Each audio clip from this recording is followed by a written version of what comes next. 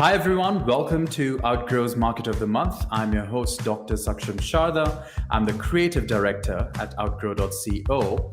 And for this month, we're going to interview Max Azarov, who is the co-founder of Novakid, which is a next generation early English learning platform. Thanks for joining us, Max. Great to be on your podcast. Brilliant. So we're going to start with a rapid fire round just to break the ice. You get 3 passes. In case you don't want to answer the question, you can just say pass. But try to keep your answers to 1 word or 1 sentence only, okay? I'll do my best. All right. So the first one, how long does it take you to get ready in the mornings? Maybe about an hour. Okay. Most embarrassing moment of your life? That's the easy one. It was in kindergarten when I did number 2 in my bed. I really didn't want to get up. All right. How many hours of sleep can you survive on? Not enough. I need lots of sleep. At least 6. At least 6 Okay. hours. Fill in the blank. An upcoming marketing trend is blank. Upcoming marketing trend is self-assembling manufacturing, when we can grow our new phones on trees. Okay. The city in which the best kiss of your life happened. Good question. There's too many. I'm going to have to pass on that. Okay. Pick one. I was tempted to say Paris, but it would be just, I guess, too common. Okay. Pick one, Mark Zuckerberg or Jack Dorsey. Probably Jack. I would go with Jack. The first movie that comes to your mind when I say the word ambition. Pass. Okay. The biggest mistake of your career. This was when I accepted executive position too early. I wasn't ready for it. But I learned a lot on that mistake. Okay. How do you relax? Read books and ride a motorcycle. Okay. How many cups of coffee do you drink per day? 1. Exactly 1. A habit of yours that you hate. Good question. Too many. I don't think I can fit it in a single sentence. Okay. The most valuable skill you've learned in life. That's really... Yeah, I remember it. Interrupting other people. That's my really bad habit that I like to break at some point. Okay. And the most valuable skill you've learned in life? Being honest when you're delivering a negative feedback. I think it's really hard to do, but it's really important to build meaningful relationships. Okay. And the last question is your favorite Netflix show? That would be probably Dragon Prince. Okay, I haven't seen it, but all right. So that's the end of the rapid fire round. You scored 7 on 10 because there are a couple of passes, and I guess there was a little bit of confusion in the middle. So you win a car. Just kidding, you win nothing. But that's the end of the rapid fire round. And we're going to go on to the bigger questions. The first one is quite general. What was your aim behind starting Novakid? Like, tell us something unique that led you on this journey. Well, you'll be surprised, but it's really hard to find a good tutor for your kid when you want to good English tutor for your kid when you don't live in countries where English is widely spoken, and that's kind of the problem where I found myself in. Because I had a son who was I think 6 at the time, and I wanted him to have somebody to train, practice his English with, and it was hard. The best I could find was basically some students who just happened to be in the country, and that they were offered a job at these language centers, but those were just students. They had no idea how to teach kids. They were completely clueless, so it was a problem. And I started thinking, maybe there's a way to solve it via technology. I was, to be honest with you, kind of starting getting a little bored with all the telecom business, because it takes forever for things to happen there. I mean, telecoms are so conservative. They just, don't like change, to put it mildly. So yeah, I was looking to do something else. And this was an idea that kind of grew on me for a certain period of time. And then finally kind of culminated in Novakid. Okay, and most of the teachers on the platform, they are native English speaking teachers from different Anglophone countries. It's either native speaking teachers or bilingual teachers who speak English fluently. Brilliant. And they are mostly from Anglophone countries or bilingual? Okay, so they could be like any teachers. Okay, I get it. Okay. And how do you ensure personalized teaching? Like, how do you make the teaching very personalized on your platform? How does it differ from other platforms?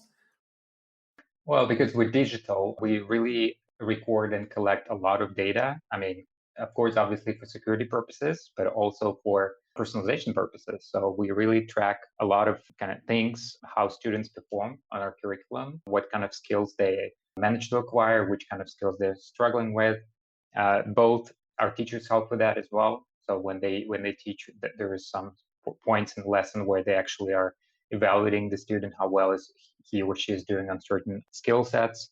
And we use all this data to proactively personalize the curriculum. So basically, our goal is for every student to basically see a different curriculum on Novakid, depending on his or her strengths and weaknesses, because all kids are wildly different. I have 3 kids myself, and they're just nothing like each other. Completely different personalities, completely different learning styles. And I can only imagine what it is, out there if it's like this in my family. It must be pretty wild everywhere else. Sure. And most of your customers, are they from a particular country or is it worldwide, or are there particular countries that are your big, avenues? So at the moment, we're the biggest school in Europe. So it's Europe, Middle East. Those are the kind of big regions for us. So Europe in like a bigger sense, European Union, Eastern Europe, Russia, all these countries are our markets. But recently, we also started expanding into Asia. And we think that, countries obviously like Japan, Korea, they have very strong demand for English learning. Also, Southeast Asia, countries like Indonesia, Malaysia, we see a lot of demand for our services there. So basically, it's probably going to be sky's the limit for us. We're gonna keep opening new markets. I think that's kind of what we do well, and we're gonna continue doing that. And I suppose during the pandemic, the number of students must have increased drastically because now there's not much option of doing physical lessons outside. Yes, it definitely nudged our potential customers in the right direction by taking away a bad option, which I truly believe it's usually bad. Offline options are just substandard, and most people would go there just because they don't know there's any better option, or they just go through with inertia. So it definitely helped, and we did see a significant boost. I think it was about 700% growth year on year, and it definitely, yes. So basically, the short answer is yes. There was a significant boost. But do you expect the growth to kind of slow down now that the pandemic is coming to an end, or are you looking at other avenues for growth? How are you projecting your post-pandemic strategy? Well, we actually are working in our kind of side project, the genetics lab, trying to see if we can kind of come up with the new strains of COVID to keep the pandemic going. Wow. You really had me there. I'm like, wow, so he has a side project in a genetics lab? Okay. All right. Yeah, but seriously, we certainly, basically we kind of using this moment to consolidate our position as a market leader, and use it as a scaling opportunity for us. We don't expect it to be carrying us forward forever. So at some point, of course, pandemic will be over, but at that point, basically we will be big enough to take on the job of essentially educating the remaining customers who lived under the rock all through the pandemic and didn't manage to find us online, that online is really a great option. So I think what it helps to do is really build this critical mass of referrals that just enables business to grow more organically over time. And as you probably know, basically solving this kind of product virality is really one of the most crucial points any startup can do to build in virality into their product. Brilliant. So when you spoke of you had clients in the European Union, for instance, do you have corporate clients, or do you have more than clients who are like not students, but like, companies getting students or hiring your service for students? No, we don't want to B2B to do B2B yet. It's too early. we may look into that at some point, basically collaborating probably with some of the language studios. But I think you know, we're not quite there, because in order to do that, you already need to have established credibility with consumers, right? So in order for businesses to adopt you, for example, as a curriculum, to license curriculum for us, there needs to be a certain degree of recognition, I guess. And I don't think we're quite there. Maybe 1 year from now. So. Okay. All right. So how exactly does marketing work on an education platform? So like, what are the key marketing strategies that you are pursuing? Really, I don't think there's anything terribly special there. It's just, digital marketing in all its forms and aspects. In our case, mostly we use web marketing, because most of our customers discover us through web. We don't really use our mobile app as a kind of onboarding tool, because we found that to be, it just doesn't work that well. Because usually you would like to take a trial lesson on a bigger screen, and it's just easier to do it on the web. So start with influencers, get yourself some credibility through that, and after that, follow up with performance marketing, follow up with just kind of more brand oriented marketing, brand recognition type of marketing, and make sure you have your retargeting in place. I would say more or less it's a standard mixture, but you have to kind of put these things together in order for this to work. So what's one important thing you've learned in your entire journey of building Novakid? Like, what's one key thing that has, stuck with you all these years? Well, there hasn't been so many, right? The company is just, a little bit over 3 years old. So I hope we'll still learn a lot of things. But, probably one of the things that stands out is the nature of relationship with investors, and how important it is to actually cultivate those relationships. Because, if you're not inside of that world, it seems like, it should be pretty simple. You have a great startup, there's some investors, somebody likes you and basically makes you an offer, makes an investment. But the reality is that it's an extremely relationship driven market, and you really need to invest time and energy into building out those personal relationship with those partners at those investment firms over time, right? So when the time is for you to raise the money, they would already know who you are. They already know what you did, how do you did it, in the past. Hopefully you gave them some updates on your performance, over a couple of quarters, so they can really see that you deliver on your promises. And then it just makes the process a whole lot meaningful and smoother for both parties, really. And could you name us some startups or some companies that inspire you, that you want to be like, that have actually shaped the way for you? I would say that definitely, transformative companies such as Uber, for example. I mean, it's not super sexy governance wise, right? Because of the certain issues that they had. But I think basically any company that is transformative, that is innovating, and basically changing the world around us is something I'm really keen on.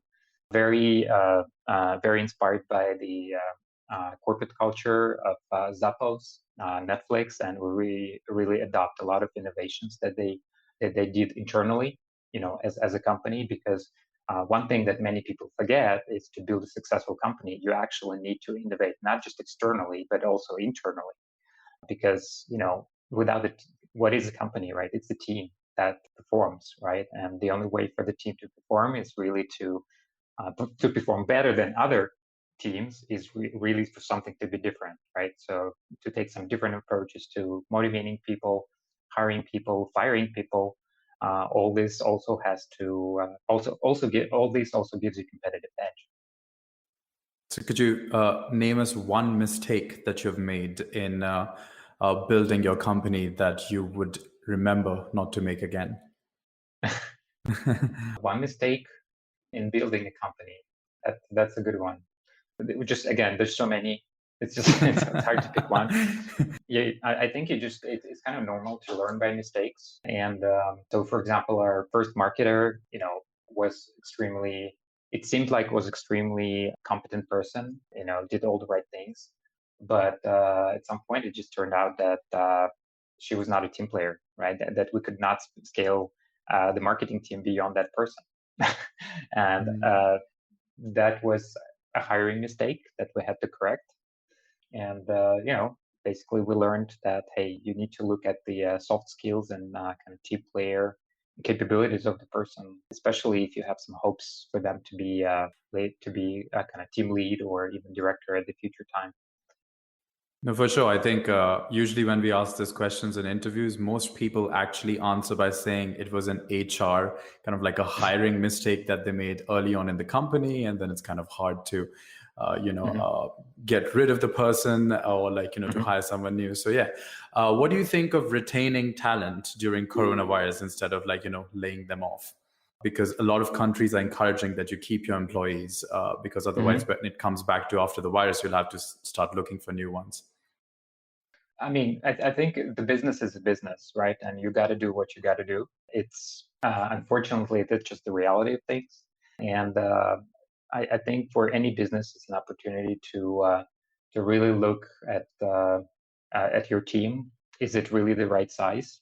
Because sometimes, as you mentioned, kind of during the growth, you hire the not quite the right people for your team, and it's actually, I think, a very big disservice to those people as well, because essentially they could have been spending those months and years in better company that matches them better rather than at your company. So I don't really believe in just retaining for the sake of retaining. Having said that, I mean, if you have a hunch that there is a growth coming, of course it makes sense to retain people, because as hard as much as you can, of course, financially, right? If you have enough resources, if you have belief in your market that it will bounce back, of course you should do it. But fortunately for us, it's more of a hypothetical question, because we actually have been hiring like crazy all this time. So for us, the bigger question is, how do you make sure you hire the right talent, and how do you make sure that you have enough talent density in your team as you scale? That is really a bigger question that kind of keeps me. Nothing really keeps me up at night. I sleep well, but let's say wakes me up in the morning. All right. So, what do you think about the ed tech, the education tech scene in general? Because we have so many exciting companies, entering the funding rounds, et cetera, et cetera. What do you think the future of this field holds? I think it's really interesting because education has been traditionally one of the most conservative areas, and I think if we manage to kind of upend the education, probably political system will be the next, right? Some kind of polittech, polittech, whatever you would call it. I'm really excited to see what's going to happen there. I really hope that my kids will be schooled differently, that they will have more options, especially on kind of flexibility side of things. What I would call they would be able to prepare a more custom educational salad for themselves, essentially similar to what you would have in your like higher ed and in universities, where you can actually pick and choose which subjects you want to take. I hope that public schools will actually be more like that as we go forward, and more flexible, more personal for each student.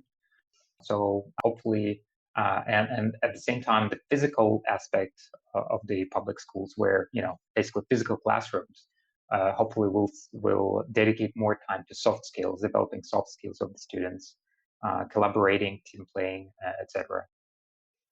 Brilliant. So, okay, so I have one last question for you, which is, what would you be doing if not what you're doing with your company right now? What would be your alternative career choice? Alternative career choice. Good question. I would probably be software engineer. I would build A software. software enginer.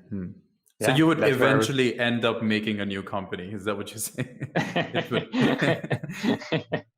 No, well, I think it might certainly happen, because obviously I did it once already, so I may do it again.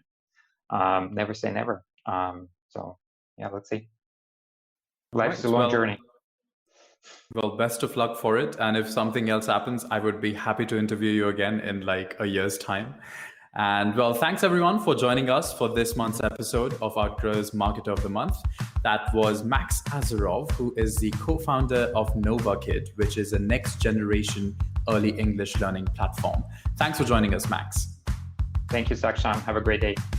Yeah, check out their website for more details, and we'll see you once again next month.